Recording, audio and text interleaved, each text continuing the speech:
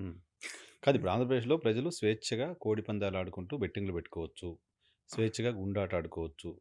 విశృంఖలంగా అశ్లీల డాన్సులు చేసుకోవచ్చు సంక్రాంతికి. ఆ స్వేచ్ఛ అశ్లీల ఆంధ్రప్రదేశ్‌లో డాన్సులు నేను చూడలేదండి. ఆ నేను జోలికే చూసాను చాలా వెళ్ళను. కావాలంటే ఏస్తానులే. నేను హ్మ్. చూడలేదు. హ్మ్. బహుశా అది కూడా మేబీ హ్మ్. జరుగుంటే హ్మ్. కానీ ఆ స్వేచ్ఛ వచ్చింది ఆంధ్రప్రదేశ్ రాష్ట్ర ప్రజలకి. రాష్ట్ర ప్రజలకైతే భయం లేకుండా హ్మ్. మీరు నేను చెప్తున్నానండి. జగన్మోహన్ రెడ్డి గారి హయాంలో కూడా ఒకసారి చూసాను నేను. అందుకు అప్పుడు ఉంది. అప్పుడు భయం లేదని కాదు. లేకుండా లేదు. అప్పుడు కూడా ఒక 2 సంవత్సరాలు లేదా తెలుగుదేశం పార్టీ హయాంలో కూడా 2 సార్లు భయపడిన సందర్భాలున్నాయి. డిపెండ్స్ అపాన్ ద పోలీస్ అండి. అక్కడ పోలీస్ టఫ్ క్యాండిడేట్ ఉంటే గనక పైనుంచి చెప్తారు. లేకపోతే ట్రాన్స్‌ఫర్ చేసే పరిస్థితనమాట. హ్మ్. వాళ్ళు కొంతమంది టఫ్ పోలీసులున్నారు. కొంచెం దగ్గర రాయలసీమ జిల్లాలో నిన్న ఒకాయన చెప్పారు. కోస్తాబాలో కూడా ఒక డీఎస్పీ స్థాయి అధికారి కూడా చాలా గట్టిగా ఉన్నారండి అని చెప్తే, మీరు రాత్రి కూడా లైట్లు పెట్టి ఈ అధికారుల గురించి కాదు. ప్రభుత్వాల గురించి మాట్లాడదాం. ప్రభుత్వాల విధానం గురించి మాట్లాడాలి. ప్రభుత్వ విధానాలు ఏముందండి అటు ఇటుగా క్రీడలకి తలొగ్గి మా దగ్గర పశ్చిమ గోదావరి జిల్లా మంత్రి గారు ఉండేవారు రంగనాథరాజు గారు. హ్మ్. రంగరాజు గారు, రైస్ మిల్ రంగరాజు గారు అంటారు.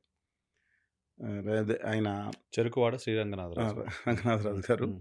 ఆయన ఉండగా కూడా మాట్లాడి రానివ్వకుండా చేసిన సందర్భాలున్నాయి. హ్మ్. అది క్రీడ అండి మాకు సంస్కృతి క్రీడ. నేను ఒప్పుకుంటాను. హ్మ్. సరే హింస అంటే మనం దాని సుదీర్ఘమైన చర్చలోకెళ్ళిపోవాలి. నాకు సింపుల్ పాయింట్ ఒకటే. ప్రజలు ఆంధ్రప్రదేశ్ మాత్రం ప్రజలు ఈసారి సంక్రాంతికి నేను ఒకటి ఆ! ఈ బెట్టింగ్ విచ్చలవిడి బెట్టింగ్‌ని, విచ్చలవిడి దీన్ని ఖండిస్తున్నాను. హ్మ్. జరిగిందది. జరిగింది. కళ్ళ హ్మ్. ముందు జరిగింది. హ్మ్. మైకుల్లో వీడియో మైకుల్లో మైకుల్లో జరిగింది. పేపర్‌లో కనపడుతోంది. మైకుల్లో ఎళ్తా ఉంటే మైకుల్లోనే హ్మ్.